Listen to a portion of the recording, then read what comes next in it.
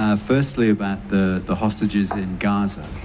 How close do you believe you are now to, or they are now to being released?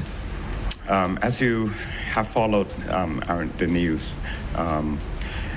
we can't really say how close we are. We are coordinating very closely with the friendly countries, countries like Egypt, Qatar, for instance, Turkey, and of course Israel as well, to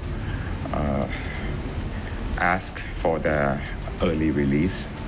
We have not heard about the timelines. We're just hoping, as the Prime Minister has tweeted in her X about 2 days ago, that we welcome the ceasefire announcement and the hostage deal, and we sincerely hope for the early release of the Thai hostages. Unfortunately, I don't have the dates nor the timeline about their release just yet. We're just hopeful for good news.